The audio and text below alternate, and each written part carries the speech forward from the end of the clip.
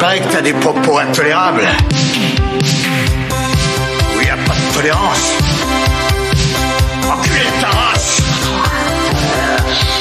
I have come here to chew bubblegum. And I'm all out of bubblegum. J'ai l'impression d'être un mini-jambiste dans un concours de coups de pied au cul.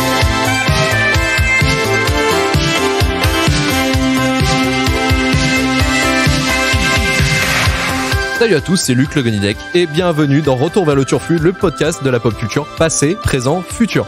Retour vers le Turfu est un podcast traversant différentes époques à la recherche du meilleur long métrage de tous les temps. Chaque mois, un film est tiré au hasard dans la liste. En plus de décortiquer le long métrage, nous en profitons pour parler de la pop culture, JV, musique, actu, box-office au moment de sa sortie. Ce mois-ci, on a tiré Beetlejuice de Tim Burton. Alors les gars, on est contents ? Ouais. Formidable.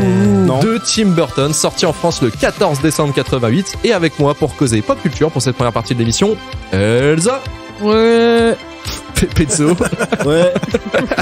Louis. Bonsoir. Bien. Oui. Et JB. Bonsoir à tous. Elsa, je trouve que tu fais très très bien semblant la motivation. Ouais, merci. On parle de Tim Burton, tu pourrais y mettre un peu du temps quand même. Ouais, attends, est-ce que vous êtes chaud pour le 14 décembre 88 ? J'étais pas né. Moi non plus. Moi, j'ai été né. Eh ben c'est bien, JB représentera la team J'avais 80. 6 mois. Waouh. Que je m'en souviens bien. Allez, c'est parti pour le 14 décembre 88. Tous dans la Tungo magique. C'est parti, attachez vos ceintures.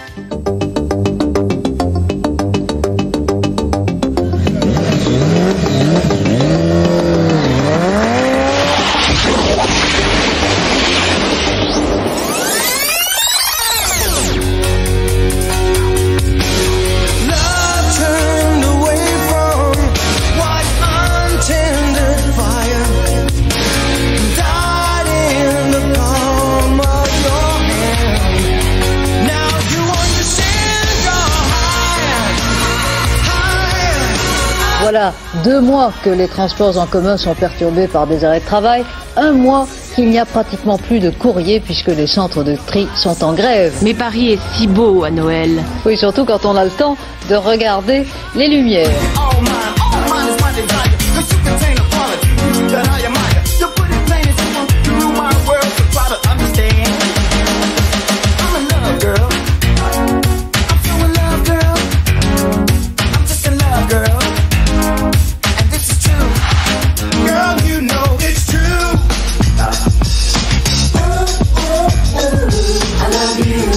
Dangereux, démagogique, ajoutent les enseignants. On ne résoudra pas le problème de l'échec scolaire en prolongeant l'année de 15 jours.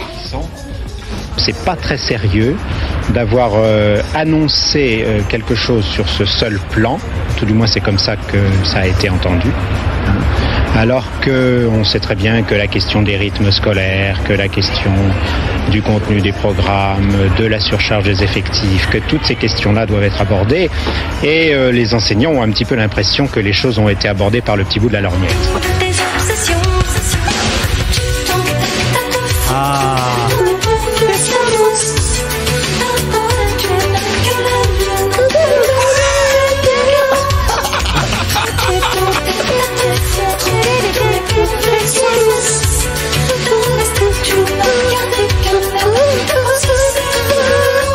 George Lucas est devenu le numéro 1 mondial des effets spéciaux grâce à sa technologie. Mais c'est d'abord un conteur d'histoire et c'est lui qui a signé le scénario de Willow, une féerie à mi-chemin entre Disney et Ivanhoe. Ok, pourquoi pas. Quoi et quoi? Entre Disney et Ivanhoe. Ouais. Ah oui, En gros, entre un conte et un grand truc de la mythologie. Enfin, pas de la mythologie, mais. Enfin, si, c'est une. Bref. Est-ce que t'as compris? Oui, mais du coup, je suis pas d'accord. Ouais, tu nous en parleras dans le box-office, bien entendu. Et on va commencer tout de suite de se mettre dans le bain avec après du Mylène Farmer, après du George Lucas. Après du David Hallyday. Après du David Hallyday, oui, effectivement. Et là, moi, je trouve que Ouais. c'est dommage et rien que pour ça, il faudrait avoir la vidéo, juste pour ce petit bout de truc là où tu vois que tout le monde s'ambiance à chaque fois là. Ouais, parce Non, qu'on moi, s'est je bien veux pas la ambiancé. vidéo. Moi, je veux pas. Non, mais On il y a s'est bien Parfait Zo. ambiancé sur David Hallyday. C'est à l'époque Moi, où je me David suis Hallyday ambiancée voulait. sur David Hallyday, Ah bon. je le vis, je l'assume. C'est à l'époque où il voulait se faire passer pour un Américain, David Hallyday. Oui, Non, c'est c'est vrai. vrai, hein. Ah, il a eu ça, ouais. Il a eu cette période. Il y avait cette époque-là où il parlait en anglais tout le temps. David tu vois. Hallyday. Il avait été invité sur scène au concert de Johnny au Parc des Princes, tu vois. Ouais. Genre, il parle en anglais et tout, machin. Non, tu fous le gueule.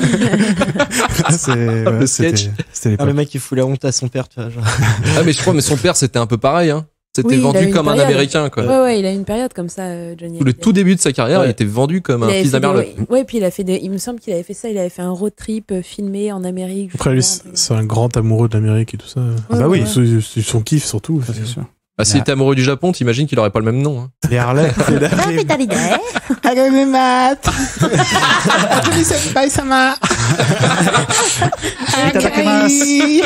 On voit très très bien Johnny Hallyday dire ça. Yamete. Allumer le feu en japonais pour... Faut que je regarde sur Google. Mais on n'a pas le temps de regarder sur Google parce que là, c'est le temps des actus et c'est parti pour le point news.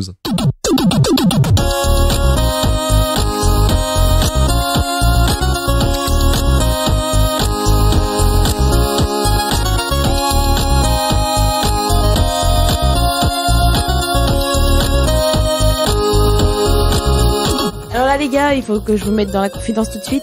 Rapport au fait que j'étais en vacances, il n'y aura pas de petite chronique bien construite et tout. Mais c'est pas tout à fait de ma faute. Ryanair avait 3 heures de retard aujourd'hui. C'est la faute de Ryanair. Est-ce que tu peux nous parler de ton voyage de Ryanair? 3 semaines pour préparer ta chronique. Cette émission est sponsorisée par Ryanair derrière. Oui. Ah, y a merde. Mais non, mais d'habitude, tu vois, voilà. Il nous donne 4 €.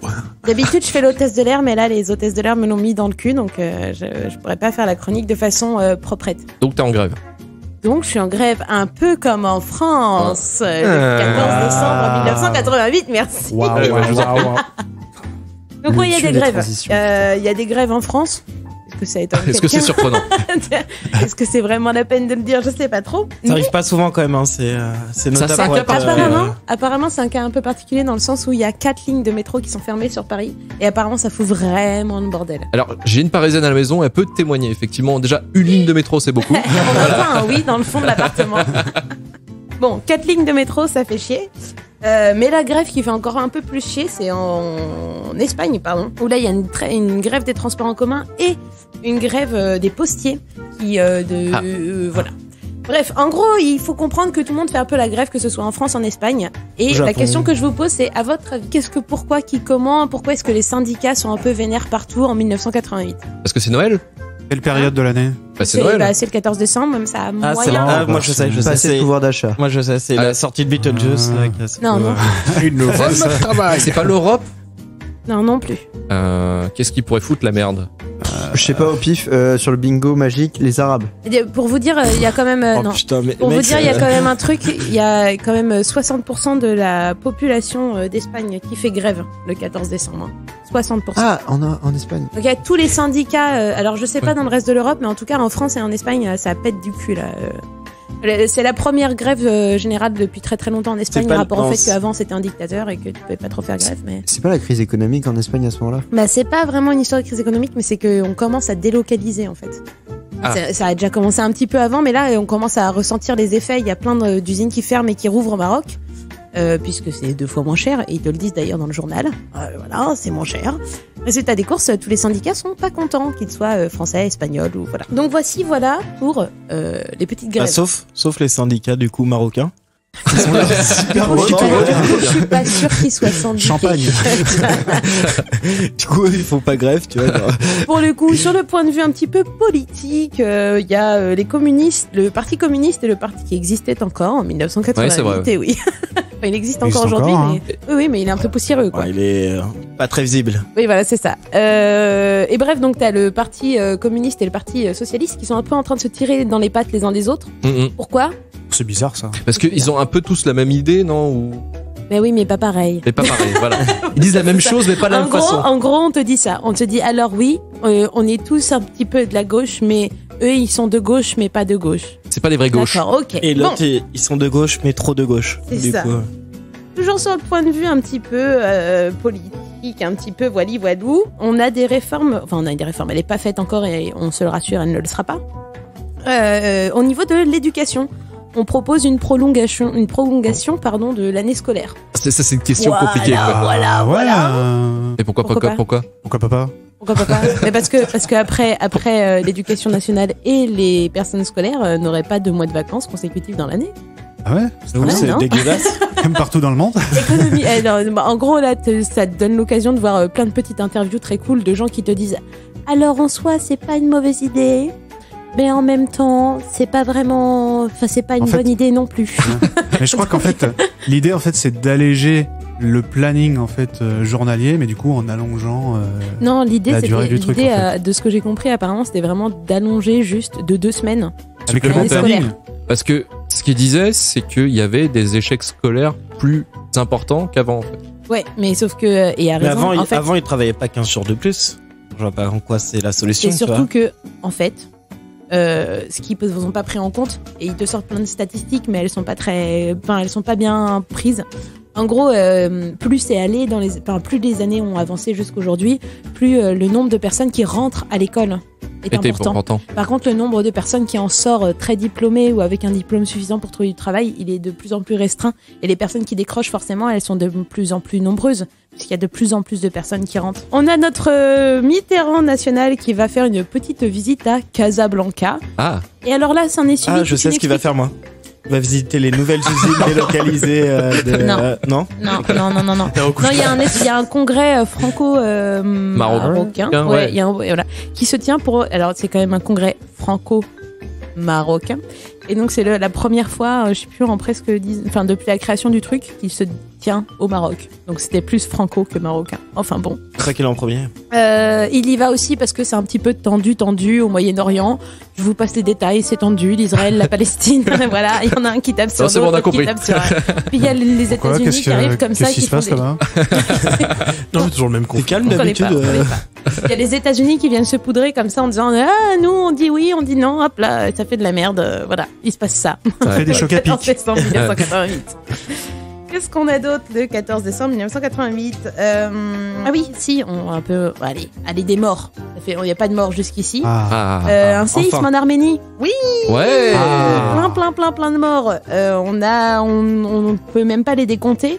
Là, il nous reste 5 millions de. Non, 5 000, pardon. Je vais pas y arriver. 500 millions. Milliards. 5 millions de c'est compté par décalage horaire. C'est décalage horaire. Ah ouais, c'est le jet lag, quoi. Londres. C'est jet lag à Londres. 500 000. Ah, 500 000. Ah, c'est vrai que c'est compliqué à dire. 500 000 sans abri. Pas drôle. Attention, là, à Londres, ils se lèvent à cette heure-là. Moi, Arrêtez de vous moquer. Je trouve ça quand même bizarre, c'est-à-dire que les mecs, ils ont arrêté de compter les morts, ils ont compté les survivants, tu vois, ils sont parce qu'en fait, ils sont incapables. En fait, pour l'instant, ils sont incapables de savoir ils ont pu dénombrer un certain nombre de morts, mais en fait, ils ont pas du tout retrouvé tout le monde. Okay. Et ils pourront pas. Et en fait, là, ils vont être obligés de. C'est ce qu'ils disaient dans le journal. Et en fait, là, ils vont être obligés de raser la ville directement, en laissant des corps dedans, quoi. Et donc, c'est un peu difficile de dénombrer le nombre de morts. Mais il reste donc 500 000. Bien, bravo. Merci. Merci aussi sans abri. Sachant que là, en Arménie, à cette période de l'année, on peut descendre la nuit à des moins 20 degrés. Bah, c'est sympa. C'est vrai qu'il fait pas chaud là-bas, quoi. Oui, il fait pas chaud, mais donc en fait, si là, la question qui se pose, c'est peut-être tu as survécu au séisme, peut-être tu vas mourir de froid. Désolé, des os, on sait pas trop. Donc voilà, donc c'était à Spitak en Arménie. Et enfin, le petit point fait divers qui n'est pas de type viol ni pédophilie. Ouais, vas-y. Mais ça ne peut pas être rigolo à chaque fois, messieurs. L'information, c'est aussi ce genre de choses. Voilà. On peut parler par contre d'un... Oui, il en peut plus là. Bien. Mais non, mais j'ai loupé un non, mais épisode. ça peut pas être rigolo à chaque fois et du coup ça va faire rire parce que ça c'était rigolo. Merci. C'est un public facile, c'est bien, Louis. Mais non, mais c'est bien. Donc, je peux pas vous proposer de pédophilie. Par contre, je peux vous proposer des histoires de recel de tableaux que ça attend. Bon, allez, vas-y. Allez, ça part. Ouais, c'est pour le quotient artistique, on y va. Ok, donc là, en ce moment, il y a un gros problème juridique, judiciaire dans le monde de l'art. En gros, il y a en 1973... oui, c'est ça. En 1973, il y a une petite femme qui s'appelle... comment elle s'appelle? J'ai noté ça quelque part. Comment elle s'appelle, cette petite dame? Elle s'appelle Canson. Voilà. Il y a une Comme petite dame qui s'appelle Ouais. Canson en 1973 qui donc avait dans son petit appartement un tableau d'une valeur plutôt correcte d'un monsieur qui s'appelle Murillo, et le tableau s'appelle Le gentilhomme sévillan. Ouais. Et donc ce tableau est volé par sa femme de chambre qui l'emmène en Suisse. D'accord. Alors, jusque-là, tu dis ok, bon, elle s'est fait voler son tableau. Sauf qu'en 1975, on le propose au Louvre. Donc, tu sais pas trop comment, qui, par quoi il est arrivé là-bas, mais on le propose parce au que Louvre. normalement, t'as des certificats, Oui, comme ça. voilà. Mais bref, là apparemment, Bah, ils ont essayé de contacter Madame de Canson là, en lui disant meuf, ton tableau il est cool. Enfin, même précisément, c'est Pierre Rosenberg qui envoie des lettres à Madame de Canson en lui disant meuf, ton tableau il est cool, on en veut bien quoi. Merci pour le don. Résultat des courses, la vente ne se fait pas parce qu'ils n'ont pas de réponse. Comme c'est toi, il faut l'accord du propriétaire quoi. Résultat des courses, en 1981, on le retrouve à Londres, le tableau. On ne sait trop qui pour qui, comment, pourquoi. Et c'est une madame Joël, je sais plus quoi, Joël Rétière qui vend ce tableau-là. Donc là, le Louvre est de nouveau intéressé. Il me dit, nous on aime bien ce tableau. Et cette fois-ci, elle a des papiers. Des faux papiers. Mais des papiers. Elle est louche, là, Joël. Et en fait, on se rend compte, attendez, c'est pas fini. On se rend compte qu'en fait, Madame de Canson, elle est séquestrée par Joël Rétière. Oh là là. C'est pour ça que t'étais faire ton enquête à Londres. Résultat des courses. Et là, ce qui est rigolo, c'est que quand on écoute le truc, t'as le petit. C'est pas un documentaire, mais le petit. Ouais. T'as pas dit. Enfin, c'est pas 1988 Là, on est en 82, quoi. C'est pas du tout la date. Mais c'est l'année. Là, on est en train. En fait, ce qui est en train de se passer, c'est que. T'as pas fini. Okay, pardon. Comment il voilà. En fait, ce qui est en train de se passer, c'est que là, ils sont en train de mettre en doute la parole de Pierre Rosenberg, qui quand même plusieurs fois relancé pour l'acquisition de ce tableau, qui donc normalement a déjà vu que il y avait un problème. Il y avait un truc qui était pas net avec ce tableau. Il arrive de Suisse, la meuf elle répond pas, il le reprend en Angleterre alors que c'est plus la même meuf. Mais en fait c'est sa parole qui est mis en doute. Et donc là, ce que j'ai compris, il y a un procès qui est, enfin à ce moment-là en 1988, il y a un procès qui est en cours pour essayer de savoir qui savait. Voilà. Et alors le fait que Madame de Canson elle a été enfermée par Joël Rétière là, ils en pipent pas un mot. Ils te disent juste genre ouais peut-être. C'est pas cool. Par contre, de savoir si Rosenberg il savait ou pas, ça c'est intéressant. Putain, c'est dingue cette histoire parce que la meuf se fait. On lui choure son tableau et quelques années plus tard, on la séquestre. Plusieurs, on lui choure plusieurs tableaux. Ok, putain, c'est chaud quand même. Et en fait, Joël Rétière. C'est à cause d'une femme de ménage, quoi, en plus. Ouais, et Joël Rétière, en fait, c'était apparemment une copine de la bonne de chambre qui avait volé les tableaux la première fois, quoi. Bon, je sais pas comment c'est traficoté, mais voilà. Et dans le journal, vraiment, il parle que du tableau. Toi, tu t'en fous, tu veux savoir pourquoi Madame de Canson, tu vois, voilà. Mais bon, voilà. Bah, c'est super intéressant comme histoire. C'est pour ça que j'ai pas développé. Merde. Pas le temps. Bien vu. Bien joué, bravo. Merci. Mais t'es en grève, c'est normal. Oui, voilà. Non, je suis pas en grève. Je suis en vacances. C'est la fin du point news. C'est la fin du point news. C'est la fin du voyage. On nous a dit vacances, restrictions, quoi.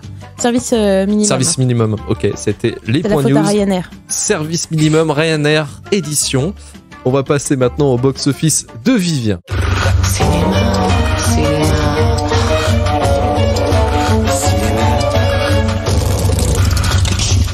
Alors mon petit Vivien, pour le box-office, qu'est-ce que tu nous présentes aujourd'hui ? Pour les sorties ciné, il y avait quelques sorties sympathiques cette semaine du 14 décembre 88. Donc bien sûr, on avait Beetlejuice de Tim Burton. On avait aussi Sans peur et sans reproche de Gérard Jugnot. Ah. Vous aussi, ça vous fait cet effet-là quand on dit... Moi, Gérard Jugnot, ça me fait ça, quoi. J'aime bien, moi. Ah, les choristes, non, Gérard Jugnot. Non, mais c'est de la merde, les choristes. Elsa, t'es fatiguée, c'est le décalage horaire. Mais non, mais j'étais amoureuse de Morange quand j'étais petite. Ah ouais, putain. Ah non, moi, c'était Pépito. Pépino. Pépino. Pépito. Il y avait un Mexicain dans les choristes. Les Granola.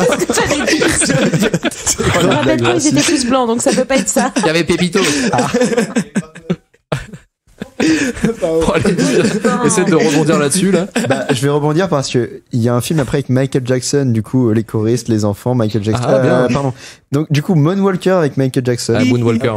Et enfin, du coup, Willow de Ron Howard. Donc voilà, moi, j'ai direct opté pour Willow parce que j'avais envie de parler de chevalier, de Moyen-Âge, de fantastique. Et du coup, si on peut éviter Gérard Jugnot avec une coupe au bol en faisant tout ça, c'est vachement mieux. Du coup, j'ai décidé de pas prendre Sans peur et sans reproche. Donc Willow de Ron Howard, lui il a été connu pour son rôle dans American Graffiti, série de George Lucas, Wink Wink, ou encore film de George Lucas, son premier film. C'est une série, c'est une film. Un film. C'est une film. C'est un film. C'est un film. Dans ta gueule. Una película des ranchs de George Lucas, ou encore donc le film cette fois-ci de Ron Howard qu'il a réalisé, Apollo 13. Oui, c'est vrai. Ah putain, mais ouais, c'est bien ça. Et donc Willow, c'est un film américain de fantasy coécrit et produit par George Lucas himself. George Lucas. Pour C'est qui ce mec? Je sais pas. Là, on est après la sortie des 3 Star Wars. C'est d'ailleurs pour ça que Willow sort, parce que il faut savoir quand même que c'est avec Star Wars, c'est les plus gros bébés de George Lucas. C'est-à-dire que ça lui tenait autant à cœur en termes de projet de faire Willow que Star Wars. Il l'a pas vendu à Disney, Willow. Mais parce qu'en même temps, il y a si, il y a eu une suite à Willow, mais c'est 3 bouquins. Et oui, non, donc il n'y a pas eu de suite en film. Et en même temps, je vous le dirai pourquoi il n'y a pas eu de suite. Tant mieux. Oui. Oui, Dieu nous préserve d'une suite quand même. Willow? Ouais. Donc voilà. Avant de vous faire un petit résumé de ce film, je tiendrais à vous préciser que malgré son succès critique et commercial très limité. Ah ouais? Ouais, franchement, il a, pour un budget de 30 millions, je crois qu'il a ramené 52. Ah ouais. Ah oui, d'accord. C'est pas un four, quoi. Mais C'est pas un four, mais c'est pas. Il s'attendait à mieux, je pense, pour l'investissement. Ouais, voilà, pour lui, c'est vraiment genre ça allait cartonner. Et en vrai, il s'attendait à un E.T. Mais surtout que de ce qu'il disait dans le dans le journal télévisé. Décidément, ce soir. Pas facile. Oh, mais Elsa ressent C'est donc ce qui va galérer dans le journal de la télé. Il disait que. Incroyable. Le monsieur dans la télé. Le monsieur dans la télé, il disait ça. Il disait que c'était une prouesse technique. Ah oui, justement. Un peu sans pareil et que vraiment c'était Pour le coup, c'est vrai. Il a été d'ailleurs nommé aux Oscars pour le meilleur poids. Pour le meilleur poids. J'abandonne les mots, je pars en onomatopée. Non, mais oui, effectivement, pour tout le monde. C'est très beau parce que c'est exactement de quoi j'allais parler. Allez, merci la transition. Très belle transition, merci. Il a été nommé 2 fois aux Oscars, donc pour le meilleur montage sonore et pour les meilleurs effets visuels.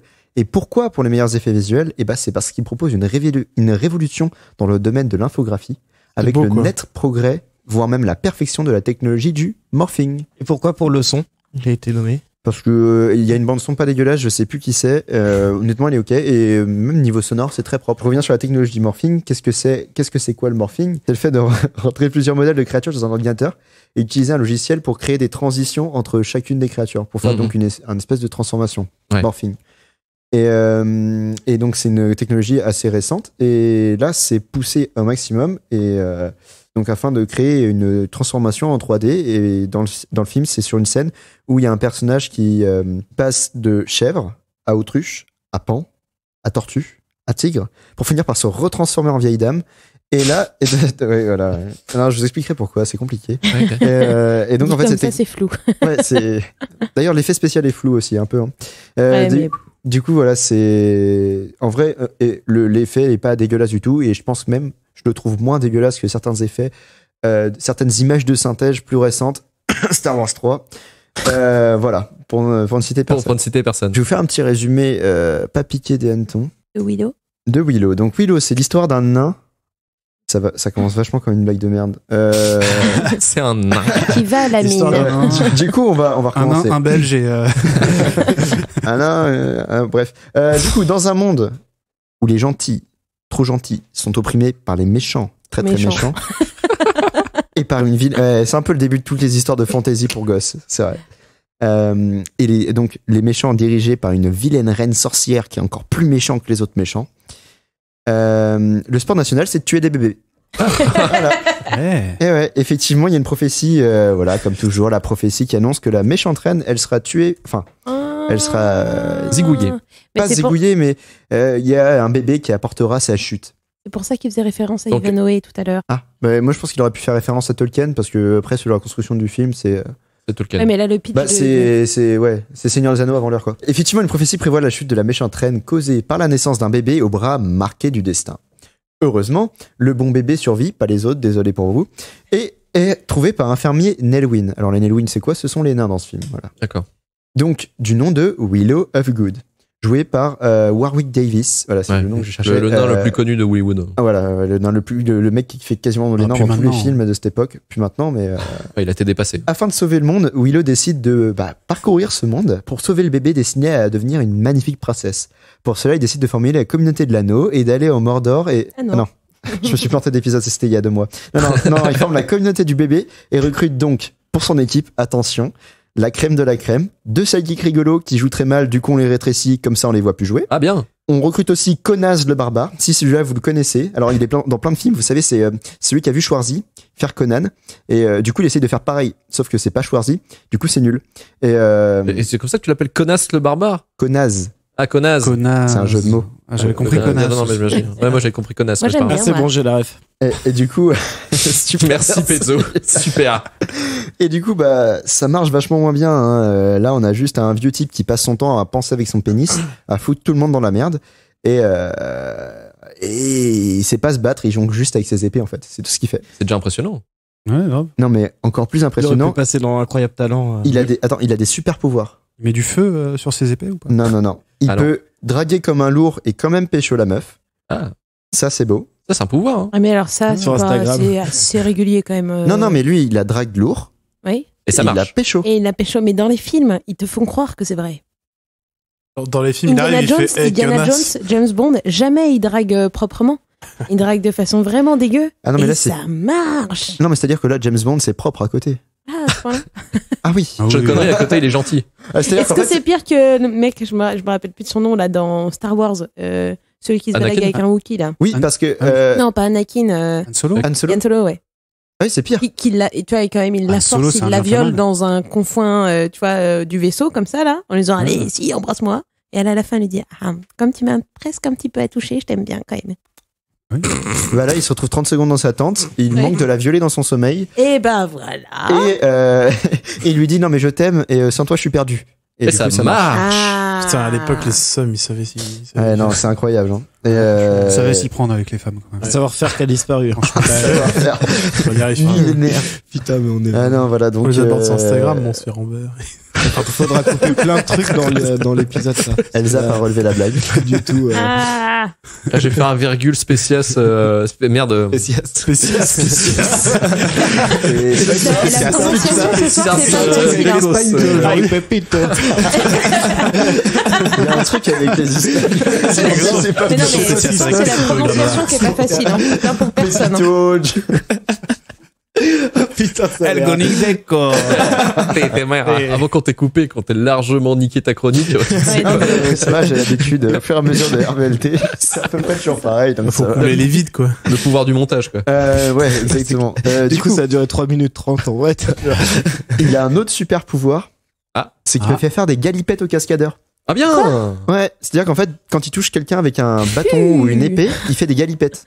Du coup, c'est pratique parce que, bon, il sait pas se battre, mais comme il touche les gens, ils font des galipettes, ça suffit à gagner les combats. Du coup, c'est vachement pratique. Du coup, il spamme le bouton galipette et du coup, il tape les gens et tout le monde fait galipette. Galipette. C'est le mec qui joue aux jeux vidéo avant l'heure. En fait, il est en train de faire un glitch pour faire un speedrun. Il fait un speedrun du film. Le mec qui a pas écouté trop, il a les références à Street Fighter et tout. C'est quoi ce film, what the fuck? Voilà, donc c'est bon. C'est pas le seul mec qui recrute hein. Dans son équipe. Il y a aussi la meuf bonne qui tombe sous le charme de Connaze. Voilà, c'est tout ce qu'elle fait. Elle est juste bonne. Désolé, on est en 88. C'est déjà pas mal. Non, mais surtout qu'on est en 88, donc ça arrive encore plus souvent. Il recrute aussi la sorcière Vin Diesel ou Finn Diesel, je sais plus. Moi, j'ai juste retenu Vin Diesel. Transformé en écureuil, puis en corbeau, puis en chèvre.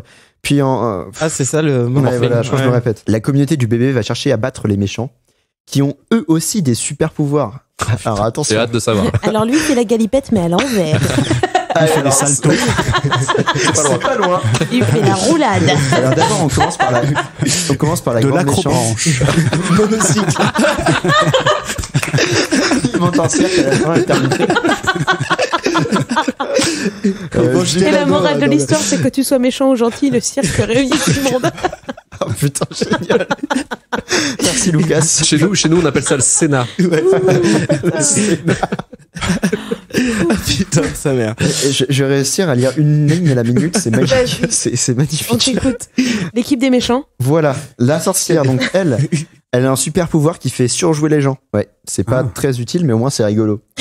Elle a joué dans le Seigneur des Anneaux, la blonde, là, je me rappelle. Non, enfin, elle surjoue aussi, mais elle surjoue naturellement. Mais elle fait en sorte que tous les gens autour d'elle surjouent autant quand elle lance son pouvoir. Et aussi, du coup, elle peut transformer les hommes en cochons parce que parce que all men are trash, hein, tout le monde le sait. Mais ça, c'est bien connu. Oh, ça clash. Et du coup, c'est pas moi qui le dis, hein, c'est vérifiable. Hein, regardez Twitter, hein, c'est la vérité, c'est tout. Et il y a le général des méchants, donc ça, c'est le chef de l'armée qui est méchante. Une armée de 10 mecs, en fait. C'est incroyable, c'est pas mal aussi. Lui, en fait, il a un super pouvoir qui ressemble un peu à celui de Konaz. C'est qu'au lieu de faire des galipettes, il leur fait faire des roulés-boulés. C'est presque plus pareil, mais voilà. Mais par contre, ça marche que sur les figurants, lui. C'était pas loin. Hein. C'est pratique aussi. Disons que vu que le pouvoir est trop cheaté, c'est pour ça que ça marche que sur les figurants, ça peut pas marcher sur... ça marche pas sur le personnage principal. Sinon, après, le film est trop vite fini. C'est ça. Dommage. Puis le gameplay est baisé après, toi, genre, c'est déséquilibré et tout. C'est chiant. Après, tous ces méchants, bon, au final, malgré leur super pouvoir, bien sûr, ils se font battre par les gentils. Parce que, on est dans un film scénarisé par George Lucas. Willow, il devient sorcier, et ça, c'est beau. C'est peut-être le premier nain sorcier que je vois de ma vie. C'est fantastique. Et le méchant nain qui arrêtait pas d'emmerder Willow, il se fait faire caca dessus par un oiseau. Donc voilà, tout le monde est content, super. En plus, Konaz, il se devient Aragornaz en level upant. Et il se tape la meuf bonne. En fait, c'est comme le Seigneur des Anneaux, c'est-à-dire qu'ils doivent aller à un endroit, mais sauf qu'ils sont poursuivis et ralentis par des gens qui les traquent. Oui. Et du coup, de péripétie en péripétie, ils recrutent de nouvelles personnes. Ils se font aider par tel ou tel personnage. Il y a des Deus Ex Machina du Ils veulent faire quoi avec le bébé? Ils veulent le jeter dans la lave. C'est ce que je pensais au début. Je pensais qu'ils allaient arriver à une grosse montagne et tout, mais non, ils veulent l'amener dans un château où normalement il y a une armée. Ils arrivent dans le château, il y a personne. Dommage. Merde. Du coup, au final, ils se disent tant pis. Et ils retrouvent une armée qui normalement avait été décimée. Ouais, non, mais le scénario il tient pas trop. Il est un peu spéciace, quoi. Ouais. Il est un peu Lucas. Il est un peu Lucas. Du coup, au final, il y a une grande bataille. Ils assiègent le château de la méchante. Oui. Sauvent le bébé parce que le bébé avait été récupéré par la méchante entre temps. Et ils sauvent le bébé avant qu'elle puisse faire son rituel pour bannir le bébé dans les flammes de l'oblivion, je sais pas quoi. Ah, il y a quand même une histoire de flamme et de lave. Non, il n'y a pas de. Pas juste des flammes. Il y a que des c'est juste moi qui viens de rajouter flamme, mais il n'y a pas de flamme. Il y a des bougies. Tu racontes des conneries aussi. Et franchement, tu poses le bébé sur la bougie, ça prend peut du prendre du temps, mais on peut ça arriver à marche. quelque chose. Et Ils sont les faits divers. Bref, il y a ce combat final. Bien sûr, la méchante sorcière est battue et tout le monde est content. Konaz il devient Aragornaz et par là j'entends qu'il devient roi. Je savais pas que ça allait bien se finir, j'ai plus envie de le voir maintenant. Non, franchement, un film de George Lucas, ça se finit vraiment très souvent mal. Sur Star Wars, t'as trop le suspense, quoi. Tu sais jamais s'ils vont réussir. Il est vrai. Mais bon, ça aurait pas été Lucas. Enfin bref, en vrai, j'ai bien aimé ce film, perso. Moi, il est loin d'être irréprochable, hein, vraiment. C'est pas un grand film, même bien au contraire. Mais au moins, il est bienveillant. Il essaye vraiment toujours de faire bien, d'essayer de rajouter des petits trucs surprenants par-ci par-là. Il essaye de faire des choses. Il réussit pas toujours, mais il essaye au moins. Truc qui est tout con, hein, mais souvent quand tu mets un nain dans un film, tu sais, c'est un peu. C'est un gogol. Ouais, c'est souvent ça. C'est soit un bouffon, un gogol. Là, c'est pas du tout le cas.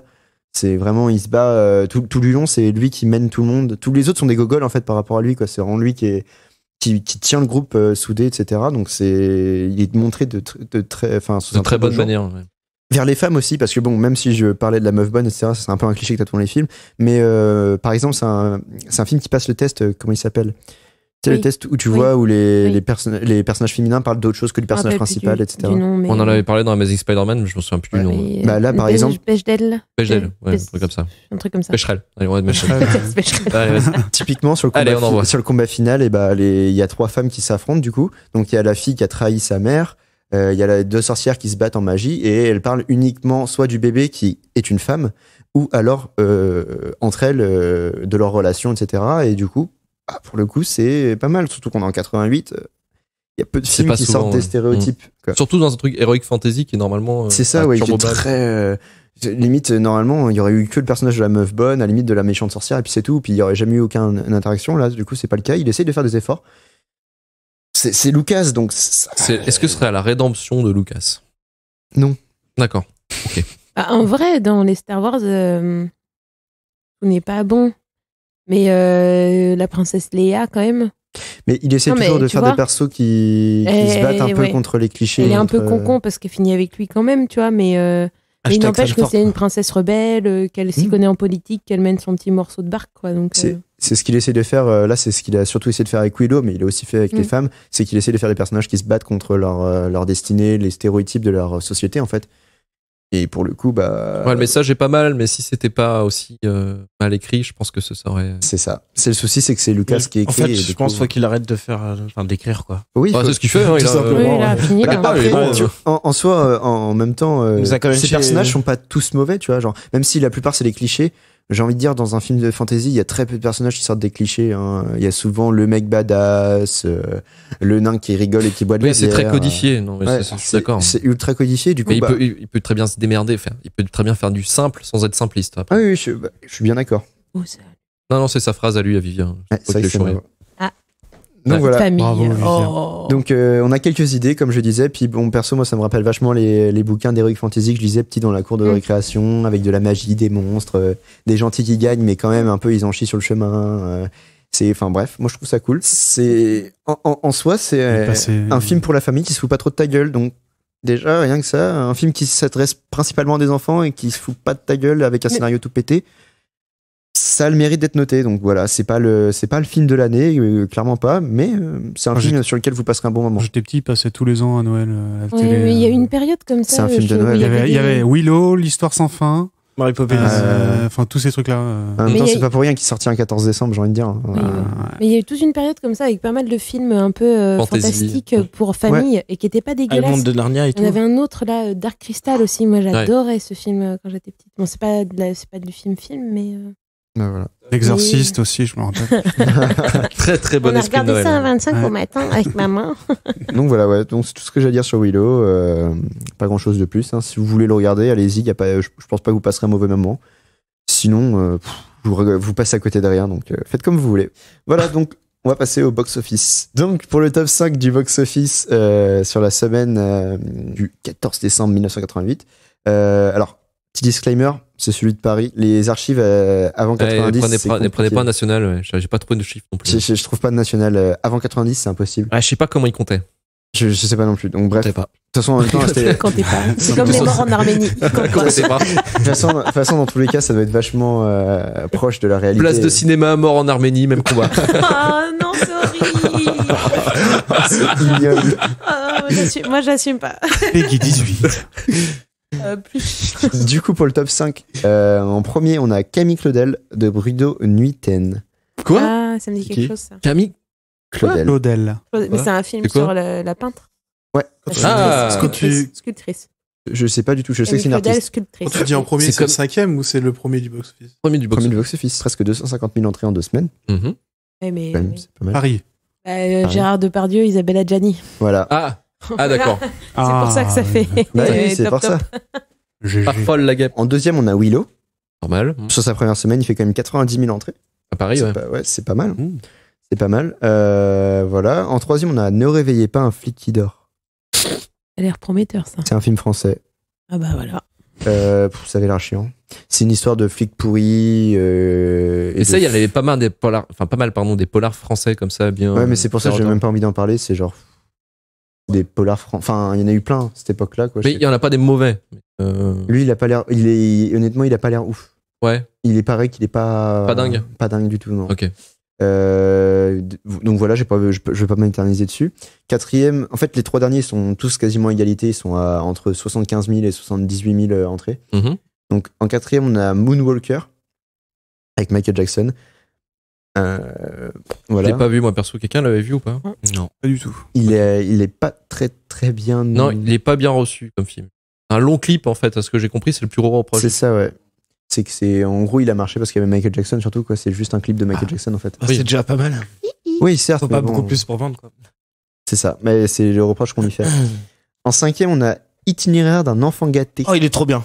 De Claude Lelouch. Claude Lelouch. Avec comment il s'appelle, Bébel. D'ailleurs, la BO, c'est une magnifique reprise de Starmania.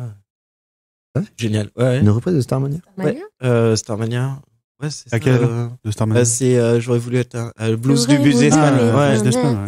Ah bien. Goku va faire. En fait, l'histoire, c'est un mec qui a été élevé par une troupe de cirque. Ouais. Justement, tu vois, on vient Milo et tout. Dans le même temps qu'il y a un nain, c'est ça? Et en fait, du coup, il devient super riche et tout ça. Je sais plus pour quelle raison il crée un truc qui le rend super riche.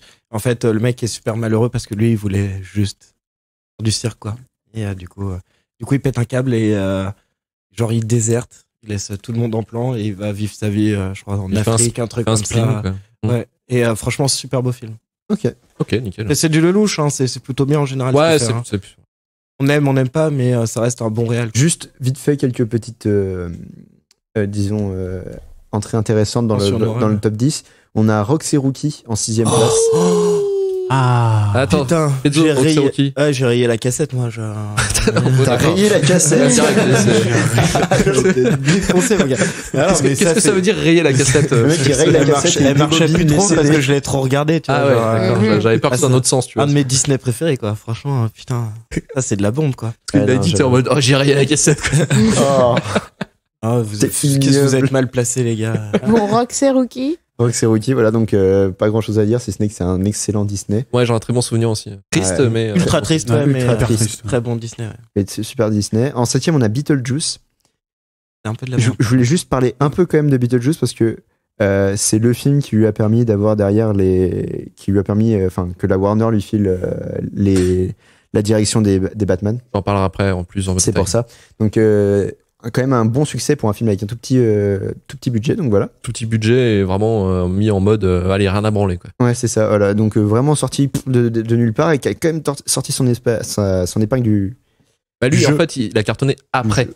En fait, là, c'est les débuts, donc personne ne connaît et c'est bouche à oreille. Bah, il est quand même 7ème.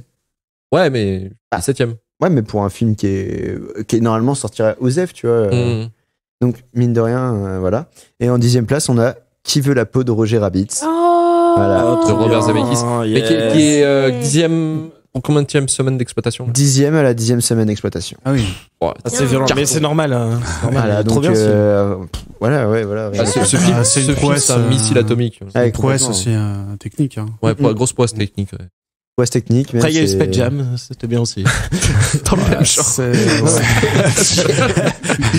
Alors, celui-là, un jour, s'y retombe dessus, tu vois. L'espèce de pub là du ouais, pour les Jordans. Ouais. Mais non, mais c'est cool, moi j'aimais bien, je l'ai revu il y a pas longtemps, il est sympa. C'est la musique que j'aime bien. Donc voilà, c'est fini pour le cinéma. Merci Vivien pour le box-office. On va pouvoir maintenant passer au point gaming avec Louis.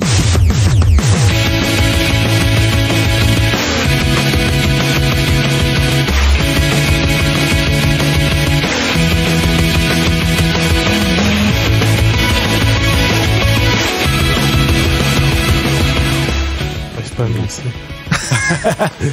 Vraiment une chaussette. Allez, vas-y, champion. On les jeux là. J'ai envie de m'éclater la tête dans le sol. Alors, les plus vieux d'entre vous jouaient à quoi en 1988? Oh putain! Oh là là, j'ai vu une je crois que j'avais une girafe là. Sophie la girafe. Sophie la girafe.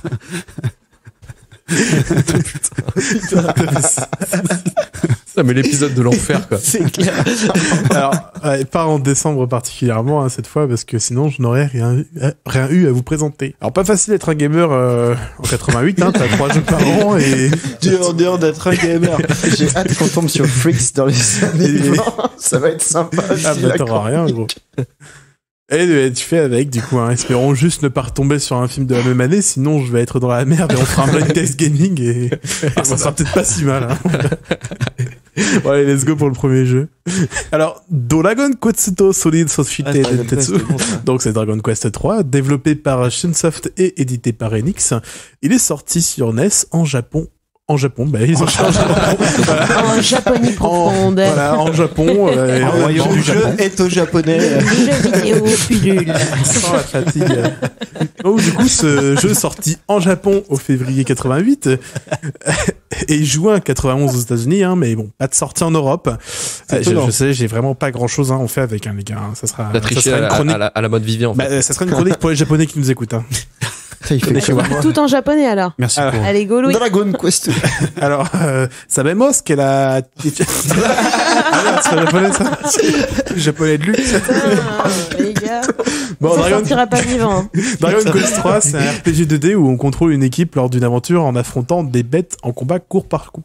Ouais, Oui, allez. court parcours. Allez, on est bien parti, ça continue. Attends, les gars, on va finir cet épisode à 8h du mat demain matin. Alors, d'ailleurs, les monstres et les personnages sont designés par Akira Toriyama, le célèbre mangaka créateur de Dragon Ball, d'où la ressemblance dans le style des personnages. On incarne un jeune homme qui, lors de ses 16 ans, décide de partir. J'ai parlé normalement! Nique ta mère! J'ai rien dit, je n'ai pas fait d'erreur! C'est en mode sérieux. Du quoi, j'ai fait quoi? C'était en mode sérieux. Ça me fait un plomb. Mais non, mais la chronique de Lydia, elle a duré 40 minutes parce que vous cassez les couilles!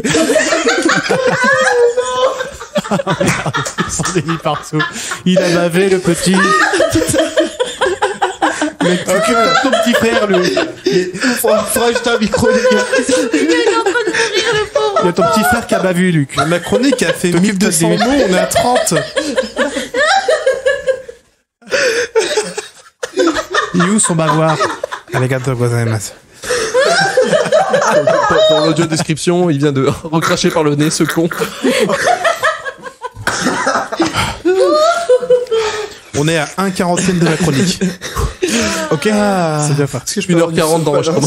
On remarquera que pour une fois, c'est pas moi qui ai un fou rire sur ta chronique. Sopalin. Donc son papa. Non mais le truc c'est que si on craque sur ça, ça va partir en couille pendant toute la chronique. Hein. Allez, vas-y. Putain, j'ai mal au ventre. Mec, je vais jamais pouvoir repartir, c'est impossible. Non mais c'est mort. On rentre chez nous? Non mais prenez une bonne respiration. Allez, je vais jamais pouvoir En repartir. fait, il va falloir mettre un bêtisier en fait après, parce que là, J'ai mal. Oh, les merdes.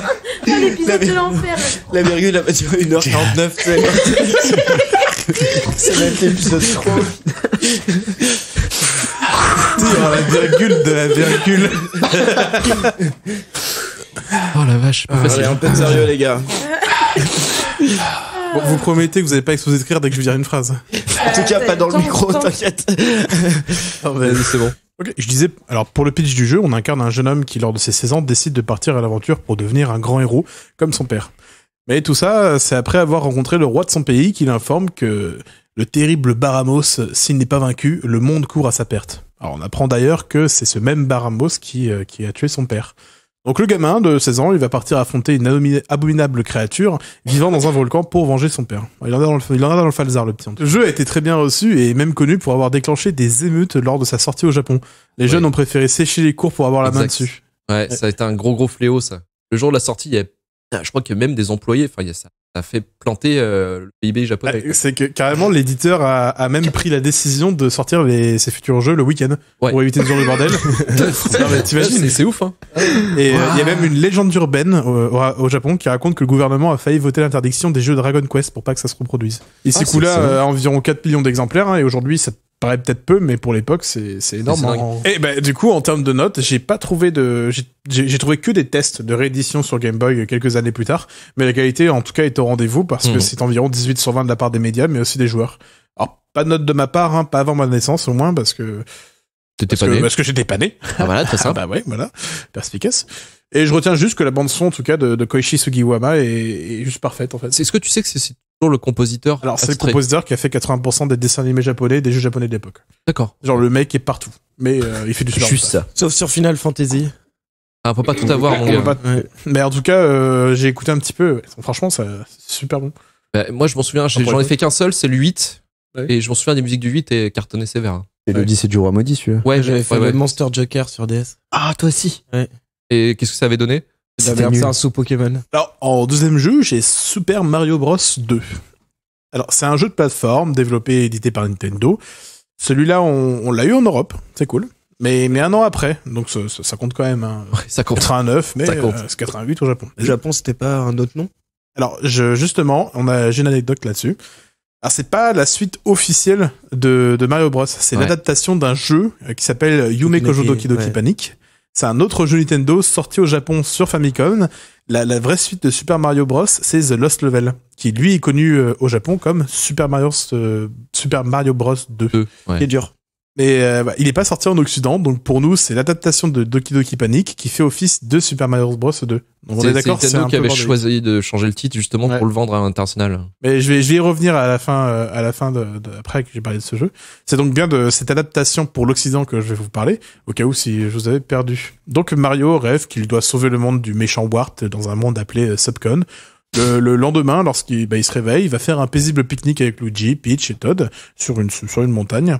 Et là, il y trouve un passage magique dans une caverne vers ce fameux monde de Subcon. Donc la chance, voilà. Waouh. Donc on se prend pas la tête chez Nintendo, hein, mais ça va direct au but. En termes de gameplay, on est un peu différent de la normale. Hein. Mario et ses amis ne peuvent pas battre leurs ennemis en leur sautant sur la tête. Hein. C'est le seul jeu de la série d'ailleurs qui a fait cet écart. Il doit simplement leur lancer des objets à la gueule, alors comme des légumes ou d'autres ennemis. Ah, c'est génial ça, non? Quand tu frappes à un mec que t'aimes pas en utilisant le corps d'un autre mec. Comme dans Kaamelott. Ouais, bah je trouve que c'est un super bon concept. Je dis oui.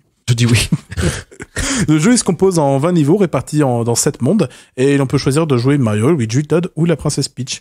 Et vu que c'est une adaptation d'un autre jeu, les personnages à la base c'était des héros d'une émission japonaise pour enfants diffusée sur Fuji TV. Et il s'est nommé Imagine, Mina, Mama et Papa. C'est à la base, c'est juste des héros d'une émission TV pour enfants. Et ils ont fait un jeu sur cette émission TV qui est devenu l'adaptation. Enfin, qui est devenu Super Mario Bros. Ils ont transformé les personnages pour en faire Super Mario Bros. Ah, j'arrive pas à parler. Super Mario Bros. Voilà. Non, c'est Smash Bros. Et Super Mario Bros. Tout ça pour vous dire que ce jeu est à la base destiné aux enfants. Oui, aux enfants. Ça pose un problème? Bah non, sauf quand on apprend que les éditeurs occidentaux ont refusé le vrai Super Mario Bros 2 parce que jugé trop difficile et demandant l'expérience en ayant terminé le premier du nom, Super Mario Bros. Et ouais, alors normal, d'où l'intérêt de sortir une suite, hein, c'est une licence quoi, mais non, les éditeurs occidentaux se sont dit que ça n'allait pas correspondre à leur jeune public visé, donc Nintendo ne pouvant pas refaire le jeu entièrement pour nous, ils ont proposé... de nous refiler, nous ont proposé de transformer un jeu existant en changeant les personnages, hein, et voilà. Pour nous, jeunes enfants faibles ayant le cul d'un Goomba.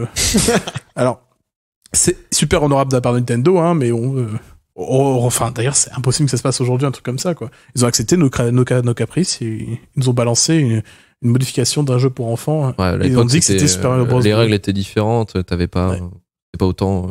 Comment dire, sorte le prochain Pokémon sous Red Dead Redemption. Voilà. Ça, maintenant, ça, tu peux pas le faire, tu vois. Avant, c'était un peu plus facile. Et du coup, ce jeu, il existait quand même au Japon et il était appelé Super Mario USA. Sérieux? Ouais. Putain. Du coup, on se met la pub française de ce jeu? Allez. Partez avec Super Mario 2 pour une aventure encore plus explosive. Affrontez des ennemis étranges et diaboliques. Puisez la force de vaincre dans votre habileté et votre intelligence. Super Mario 2, une nouvelle aventure dont vous êtes le héros. Super Mario 2, exclusivement sur console Nintendo. Nintendo, plus c'est intelligent, plus c'est amusant. En vrai, c'est génial comme pub. Ouais, c'est génial comme pub. À côté de ça, on avait quelques events liés aux jeux vidéo. Hein. Donc là, c'est la première parution en décembre 88, c'est la première parution du magazine Nintendo Power. Donc à l'occasion, sortie à l'occasion du Super Mario Bros 2, de petits points enfant attardé edition, le magazine avait comme contenu des lettres des lecteurs, des actualités, des jeux, consoles de Nintendo. C'est le Nintendo Magazine. C'est un peu ça. Ouais. Et la publication a stoppé en décembre 2012. À son âme. À son âme. À côté, nous avions la sortie de la Sega Mega Drive au Japon. Elle est arrivée un petit peu après chez nous, mais ça compte quand même. Console de 4e génération conçue par le constructeur japonais Sega Enterprise. Elle est aussi connue sous le nom Genesis aux États-Unis. Ouais. On va savoir pourquoi. C'est comme ça. C'est comme ça, ils sont fait un kiff. C'est sur cette superbe machine qu'est apparu le fameux hérisson bleu Sonic, à une belle époque où tout le monde le respectait encore. Pour ceux qui suivent les réseaux. Celui qui va avoir un super film là. Ouais.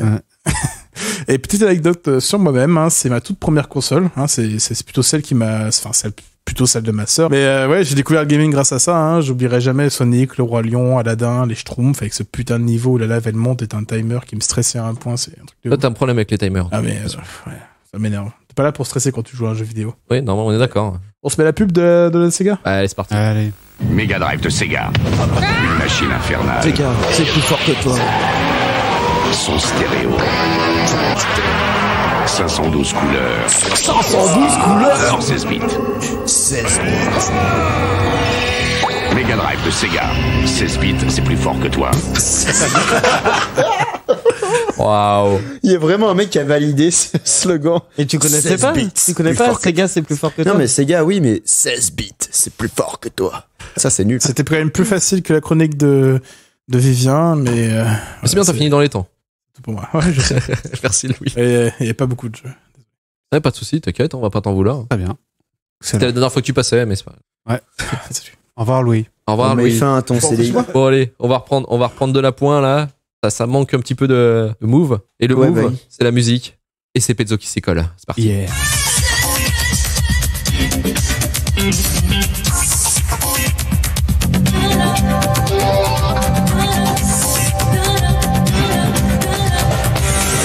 Alors, la recette de la crêpe galette bretonne au sarrasin. Donc, c'est 330 grammes de farine de blé noir, 10 grammes de sel, 75 centilitres d'eau froide et un œuf. Okay. Dans un saladier, il faut mélanger la farine avec le sel. D'accord. Ensuite, à l'aide d'un fouet, on verse l'eau. Ouais. En 2 ou 3 fois, faut pas faire d'un coup, sinon ça fait des grumeaux. Ok. Tout en mélangeant la préparation. On obtient une pâte lisse et épaisse. Okay. On ajoute l'œuf. Alors, je note. Ouais, voilà. Ça marche, merci. La prochaine fois, je ferai vraiment que ça parce que prochaine fois que j'ai un top 50 de merde, je vous dis que des recettes, quoi. Genre, pas, quoi. Là, c'est petite boutade au début, histoire de dire, quoi, toi, mais c'est pas. La prochaine fois, je ferai vraiment que ça, hein, je déconne pas, quoi. Genre, vous vous démerderez, hein, vous le cherchez vous-même, votre top 50. Une cuisine machine. Tout pété, quoi. Du coup, ouais, c'était un peu nul. Enfin, c'était les années 80 en même temps, donc c'est pas dingue. Pas étonnant, quoi. Pas d'accord. Donc, c'était la semaine du 9 septembre 88. Donc, en podium, on avait Mylène Farmer avec Pourvu qu'elle soit douce. Ouais. Milli Vanilli avec Girl You Know It's True. Ouais. Qui est pas mal, d'ailleurs. Et en troisième place, on est David Hallyday avec Aïe. On a tous dansé comme des gros connards. Ouais, c'est ça. Donc voilà, c'était David Hallyday, quoi. Qu'est-ce que tu veux dire d'autre? Tellement de mépris, genre David Hallyday. Que dire de plus? Il y avait quand même 2-3 petits trucs à sauver, quoi. Il y avait Niagara, ça c'était bien, Soleil d'hiver en 12e place. On avait aussi le premier album de Kylie Minogue. Kylie Minogue, yeah. Ah putain, moi j'en étais sûr. Mais c'est pas Locomotion cette semaine, donc c'est pour ça que je l'ai pas mis. Ah, on va s'écouter un petit groupe que j'ai découvert, apparemment qui est ultra connu, mais que je connaissais pas du tout. C'est les Pet Shop Boys. Avec moi aussi, je connaissais pas, moi. Ah ouais. C'est parti.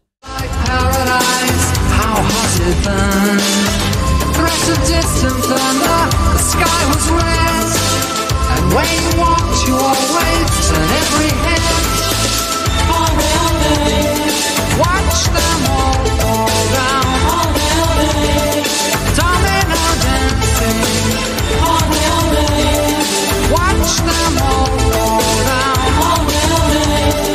Domino dancing. Ouais, c'est de la synth-pop, en groupe de synth-pop anglais, quoi. Quand même 40 millions d'exemplaires d'albums vendus, quoi. Ah putain, quand même. C'est beaucoup. 50, c'est moi qui m'a lu. Pas de problème. À 10 millions près. Non, ça va. Bon, ça va. C'est même qui compte les morts en Armani et les places de cinéma. Donc ouais, qui se classe en 40e place, excusez-moi. Mais ouais, du coup, c'est vachement connu, mais je connaissais pas du tout. J'ai découvert, donc voilà, pas mal. J'ai découvert un truc aussi, un mec que je connaissais pas, Michael Jackson. Avec le Smooth Criminal. Il a fait des trucs. En 38e place, qu'on va s'écouter également. Ce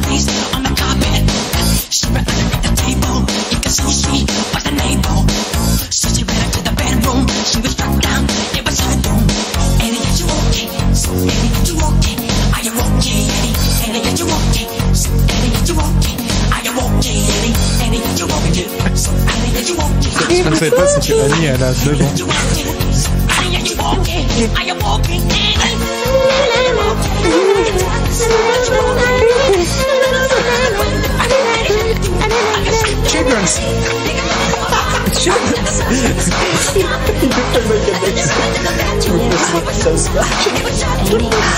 Donc ouais, du coup, Michael Jackson, je connaissais, hein, faut pas déconner. Donc c'était cool, ça m'a donné un peu un peu de bonne musique dans ce top 50 déplorable. Donc voilà, c'est super bien fait, hein, c'est comme, enfin c'est fidèle à Michael Jackson, quoi, c'est de la bonne musique. C'est sorti, c'est issu de l'album Bad. C'est utilisé pour Moonwalker, du coup, le film que Vivien n'a pas vu. Du coup, j'ai une petite question. C'est quoi votre titre préféré de Michael Jackson là autour de la table? Si vous en avez un. Wanna Get Started Something. Okay. Liberian Girl, pardon. Je sais pas. C'est ça? Billie Jean. Billie Jean. Ouais, peut-être. Louis? Celle du loto, là. Aucun. C'est laquelle, celle du loto? Don't Stop to Get Enough. Ah, Ouais. Smooth Criminal, ouais. Ouais. Sauf que Smooth Criminal, elle est vraiment bien. Ah, c'est celle qu'on écoute là. Ouais, mais c'est celle. Ouais, celle-là, elle est cool. J'essaie de réfléchir, mais non, j'aime bien ça. Ouais, non, mais ouais, bah, c'était Michael Jackson. Je veux pas m'amuser à raconter sa vie, quoi. Un peu long. En ce moment, On a dit la pédophilie, c'est chez moi. Puis c'est un peu connu, donc du coup, voilà quoi. Parce qu'elle était un peu médiatisée. Mais non, c'est bien, ça, c'était cool. On va passer à la dernier truc que j'ai bien aimé. C'est Teardrop de Wombak. Un bon groupe que j'aime bien. C'est parti.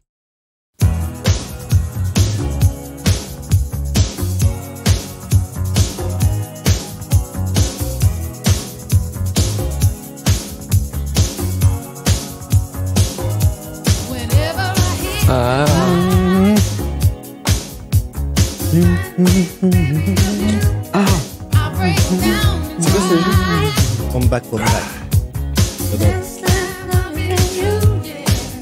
Ça a été repris, ça, par... mais c'est cool, hein.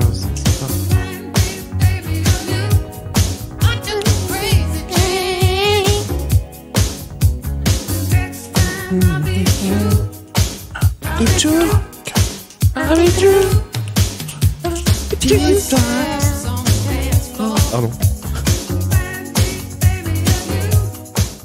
Donc ouais, ça c'est pour moi c'est le meilleur titre de ce top 50. C'est une chanson que j'adore, que j'écoute assez souvent. Tu vois, mais c'est l'original celle-là? Ouais, ça c'est l'original. Ok. Et ça me fait, tu vois, c'est le genre de truc qui me fait dire que quand même les années 80, il y avait des bons trucs. Il y a 2-3 trucs, tu vois.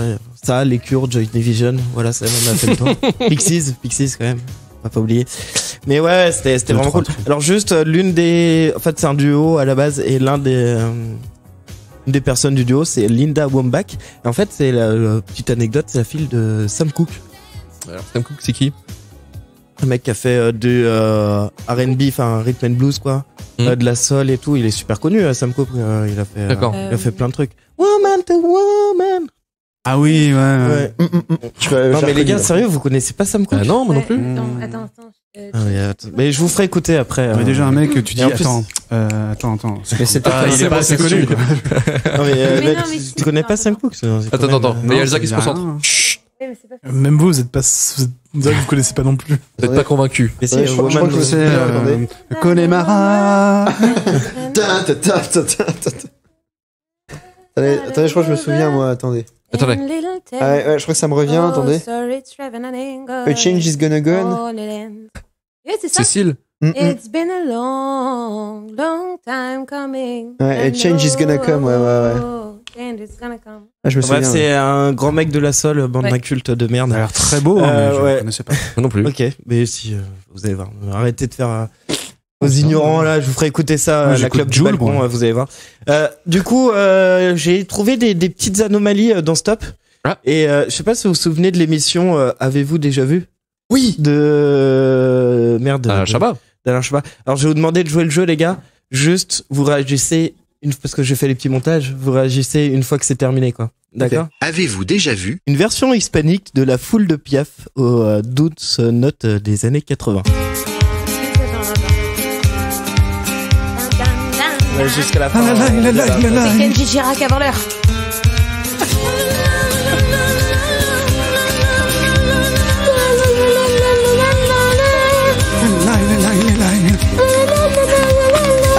Los hombres, si te digo lo que fuiste, una ingrata con mi pobre corazón, porque el fuego de tus lindos ojos negros alumbraron el camino de otro amor.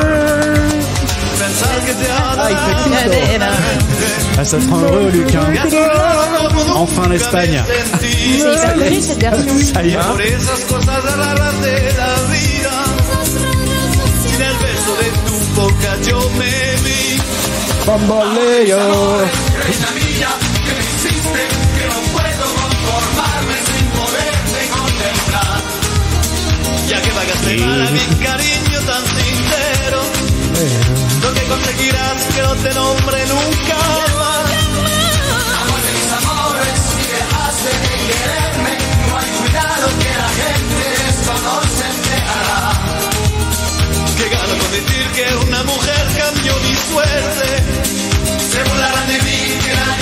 pa' mí sufrir.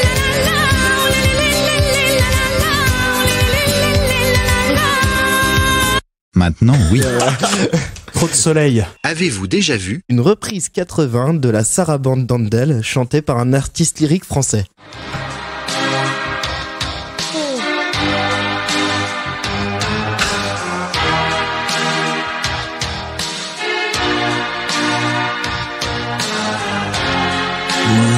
L'Est, un papillon s'envole, avec mon espoir et mon honneur.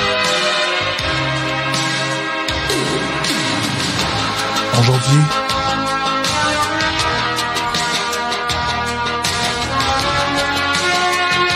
le parfum de Jean-Paul Gaultier. C'est ça. Ça a été fait avec un synthé pour enfants, ce truc. Oui, Un synthétiseur Casio. Mobile, tu sais. la communauté arriva en Mordor. Sam porte à Frodon.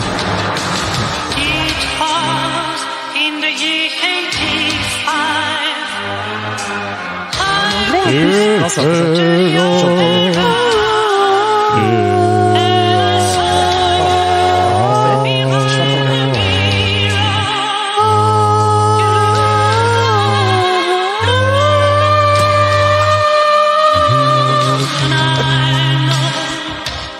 Maintenant, Ouais, mais alors, oui. ça fait mal. Hein. Moi, ce que j'aime le mieux, c'est les backtracks de Louis en mode discret, mais ça marche super bien.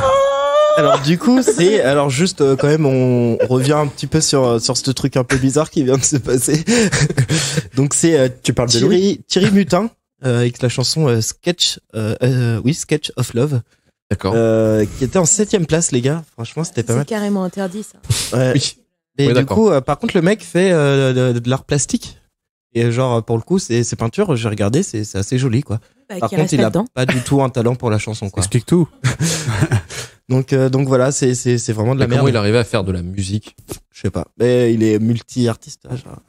Oui, bah. Tu sais, quand t'as des potes. Tu peux tout faire. Non, mais on est d'accord, c'était un peu nul. On se met le numéro 3. Allez, bah c'est parti. Allez. Avez-vous déjà vu Michel Sardou dans le top 50 d'RVLT. Oh.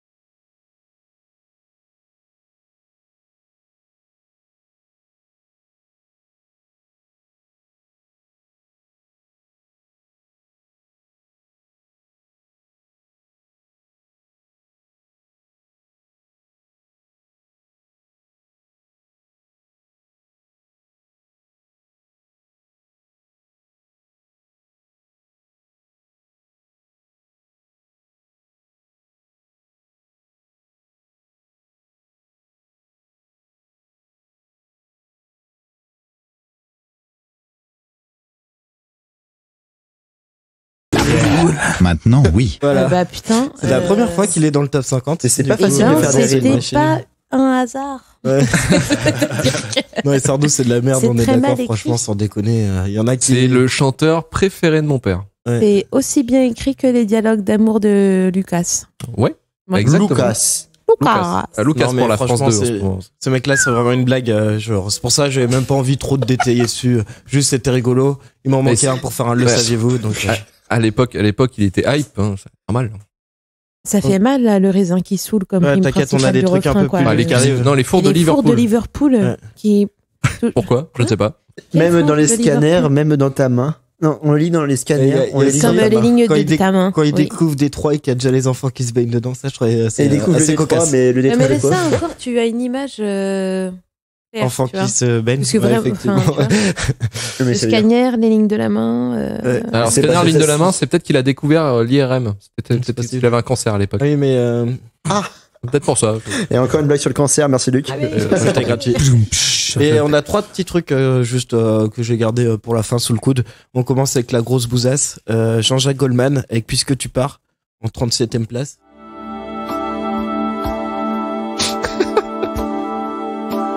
C'est vraiment une musique médecin, quoi. Puisque l'on gagne, puisqu'il n'est pas de montagne, au-delà des vents plus hautes que les marches de l'oubli.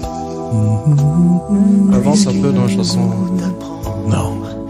À défaut de le comprendre, à rêver nos désirs et vivre des ainsi soit-il. Ah bah non, j'ai pas réussi à le faire à cause de. Parfois même. Vas-y, fais les aigus.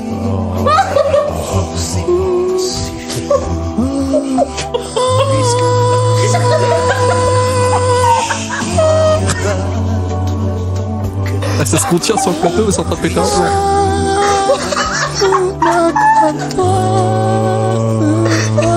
Puisque tu passes que tu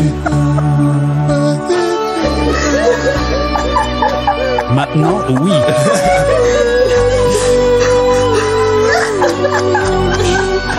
Voilà, laissez son. Mais arrêtez de vous moquer de lui.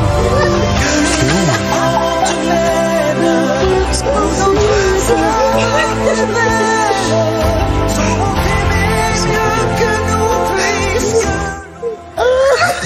Arrêtez, putain, il assume son côté artistique et il s'éveille.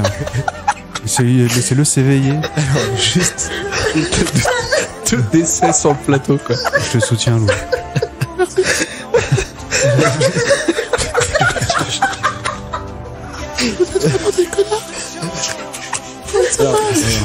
Oh, les gars, juste comme ça. Non, mais on recentre que j'avance un peu. Juste, bon, je crois qu'autour de la table, il y en a notamment Elsa qui aime bien Jean-Jacques Goldman. Est-ce que t'aimes toujours Jean-Jacques Goldman? Parce que franchement, c'est de la merde. Ok. Ah, moi, j'aime bien, moi. Ah, t'aimes bien? Oui. Et genre cette chanson-là, tu Je l'adore. Je la trouve trop belle. Ouais. Je la trouve dégueulasse, mon gars. Franchement, ça te pose un problème? Ouais.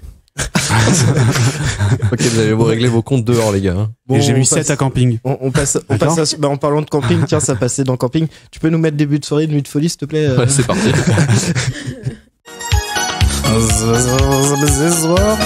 Attention, c'est parti. Attention, la queue de Mickey, on attrape la queue de Mickey.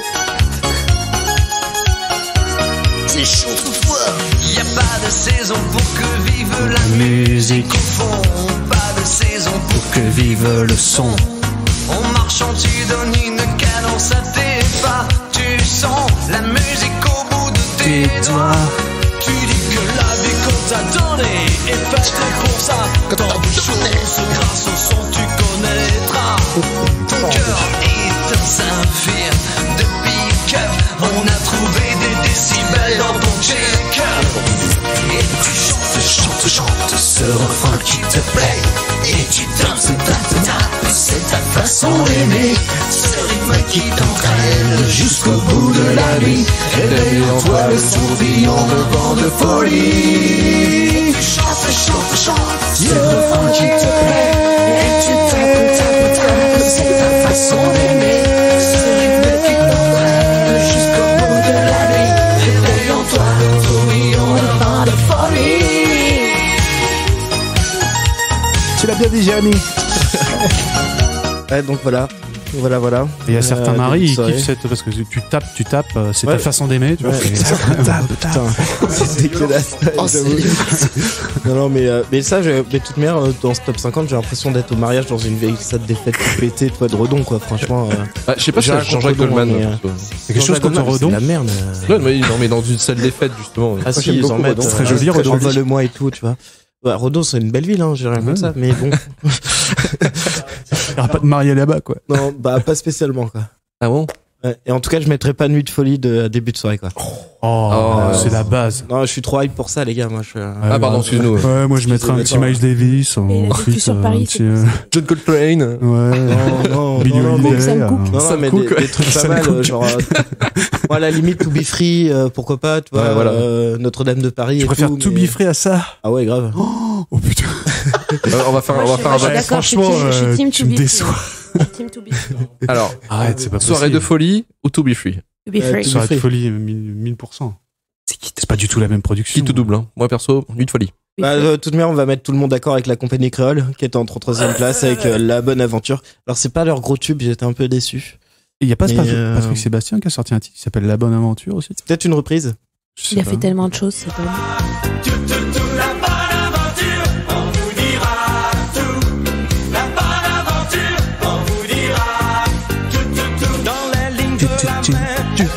ton destin dans la boule de cristal. Elle voit ton ciel sentimental dans le mar de café. Elle peut prédire la santé. Ah, bien. Dans le jeu de tarot, elle voit si la chance est pour bientôt. Oh la vache! La chance est pour bientôt. Oh, la rime la plus claquée du monde! T'as pas écouté Jules?